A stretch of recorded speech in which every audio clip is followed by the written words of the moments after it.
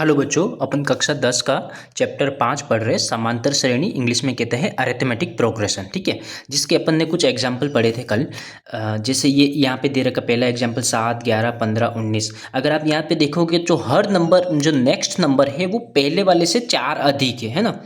हर number जो आप difference निकाल सकते हो, 11 में से 7 गया 4, 15 में से 11 गया 4, 19 में से 15 गया 4, तो ये जो अंतर है या ये जो जोड़ है वो हमेशा सेम आनी चाहिए। ठीक है, मतलब अगला जो नंबर है, जैसे यहाँ से आप देख रहे हो कितने, हर बार आप 4 4 जोड़ रहे हो या हर बार आप 3 3 घटा रहे हो, तो ये जो अंतर है वो हर बार क्या आना चाहिए, सेम आना चाहिए। ठीक है ना, तो ये अपने एग्जाम्पल अपने कल किए थे। ठीक है, जैसे यहाँ पे देखिए तो 15, फिर 12 आ रहा है, फिर 9 आ रहा है, फिर 6 आ रहा है। तो अपन देखेंगे तो इसमें से कितना हो गया, 3 कट गया ना। 15 में से 12, 3 घट गया तो 12 आया। इसमें से भी 3 घट गया तो फिर 9 आएगा। इसमें 3 घटेगा तो हर बार जो घट रहा है वो सेम है।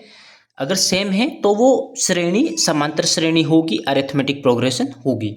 अब ये देखिए यहाँ पे लास्ट वाला एग्जांपल देखिए, यहाँ पे कितना, 1 फिर 1, यहाँ पे कितना घट रहा है, कुछ भी नहीं घट रहा है। यानी यहाँ पे जो घट रहा है वो कितना घट रहा है, 0 घट रहा है। या फिर जुड़ रहा है तो भी कितना, 0। फिर 1 से 2 गए तो यहाँ पे कितना जुड़ गया, 1 1 बढ़ गया। और 2 से 3 गए यहाँ पे भी कितना आ रहा है, 1 बढ़ गया। लेकिन यहाँ से यहाँ जा रहे थे, कितना बढ़ गया, प्लस का 2। तो जो ये जोड़ हो रही है क्या वो बराबर हो रही है। और यहाँ से यहाँ देखेंगे तो कितना बढ़ा, इसमें 0 बढ़ा।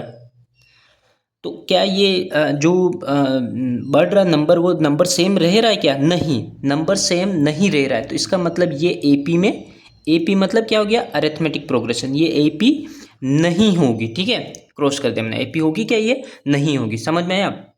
अच्छा, एपी में समझ में आ गया कि एपी कौन सी होती है, जिसमें आपका जो अंतर है वो सेम आना चाहिए। ठीक है, और अंतर निकालेंगे कैसे, आगे वाले नंबर में से पीछे वाला नंबर घटा दो। ये तो ऐसे भी निकाल सकते हो, ये तो है ना, 11 में से 7 गया तो 4 आ जाएगा, 15 में से ये गया, तो हर बार आपका डिफरेंस क्या आना चाहिए, सेम आना चाहिए।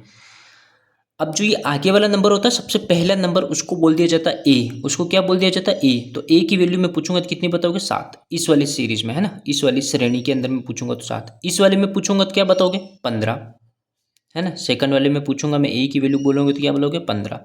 थर्ड वाले में क्या बोलोगे, 1/2। चौथे वाले तो एपी है ही नहीं, तो नहीं लिखेंगे अपन यहाँ पे। आई बात समझ में। अब एक और होता है डी।